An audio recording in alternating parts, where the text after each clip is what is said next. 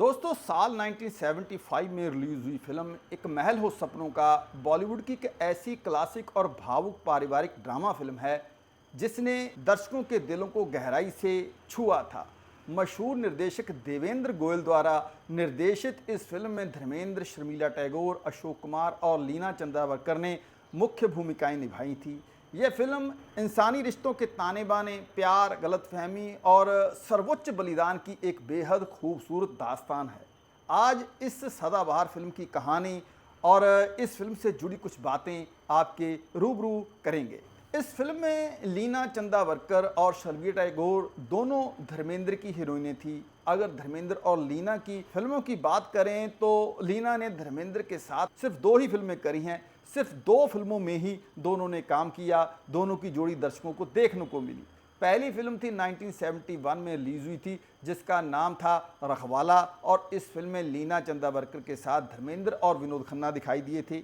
और दूसरी फिल्म जो 1975 में रिलीज हुई थी जिसका नाम एक महल हो सपनों का था, और इस फिल्म में लीना के अलावा धर्मेंद्र, शर्मिला टैगोर और अशोक कुमार मुख्य भूमिकाओं में थे। और इस फिल्म में दूसरी हीरोइन धर्मेंद्र के साथ शर्मिला टैगोर थी, और शर्मिला टैगोर धर्मेंद्र के साथ कई फिल्मों में पहले भी काम कर चुकी थी।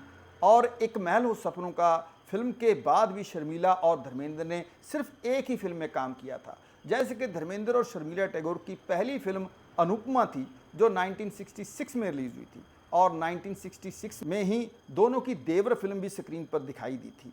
और फिर उसके बाद 1968 में मेरे हमदम मेरे दोस्त, 1969 में सत्यकाम, 1969 में यकीन, और 1975 में चुपके चुपके और एक महल हो सपनों का। और फिर आखिर में दोनों ने 1984 में सनी फिल्म में धर्मेंद्र के साथ काम किया था जिसमें बतौर हीरो सनी देओल ने प्रमुख भूमिका निभाई थी। ये एक ऐसी फिल्म थी जिसमें धर्मेंद्र और शर्मिला टैगोर का एक बेडरूम सीन भी दिखाई दिया था जिसमें धर्मेंद्र शर्टलेस दिखाई देते हैं और वो शर्मिला टैगोर को मनाने की कोशिश कर रहे हैं। अगर सबसे पहले इस फिल्म की कहानी पर बात करें तो फिल्म की कहानी विशाल मतलब धर्मेंद्र के इर्द गिर्द घूमती है, जो एक स्वाभिमानी मध्यम वर्गीय शायर या कवि है, और वो अपनी विकलांग माँ मतलब अचला सचदेव के साथ रहता है। और विशाल को एक पब्लिशिंग कंपनी में काम करने वाली अरुणा मतलब शर्मिला टैगोर से बेपनाह मोहब्बत हो जाती है। दोनों शादी के सपने भी बुनने लगते हैं, लेकिन किस्मत का खेल देखिए, एक डॉक्टर अरुणा को बताता है कि उसे ऑप्टिकल एट्रोफी नाम की बीमारी है जिससे वो अगले 6 महीने में पूरी तरह से अंधी हो जाएगी।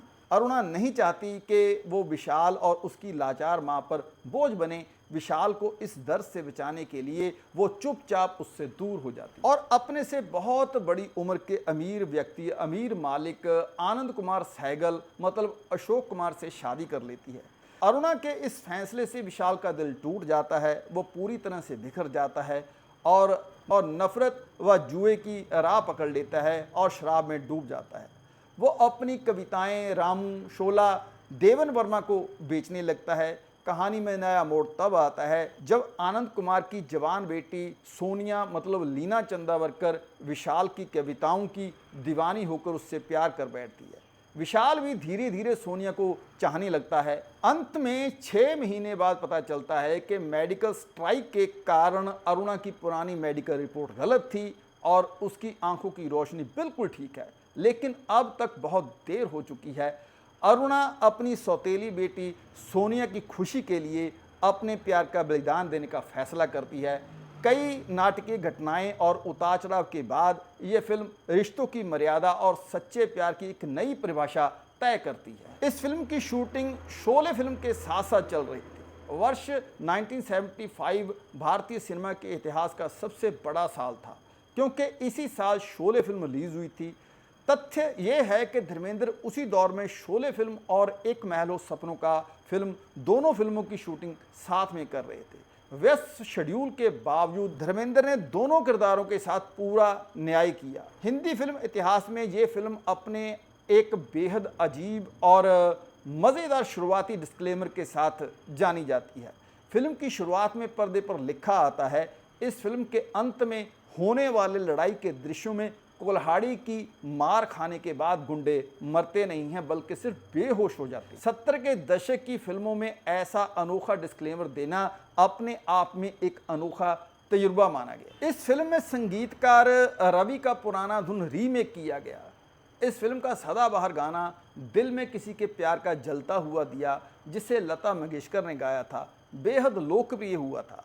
वास्तव में संगीतकार रवि ने इस धुन को अपनी ही साल 1963 की फिल्म भरोसा के गाने वो दिल कहां से लाऊं से प्रेरित होकर दोबारा तैयार किया था। मूल रूप से यह धुन उन्होंने 1957 की फिल्म एक साल फिल्म के लिए बनाई थी, जिसे बाद में उन्होंने थोड़ा मॉडिफाई किया और इस फिल्म में डाल दिया।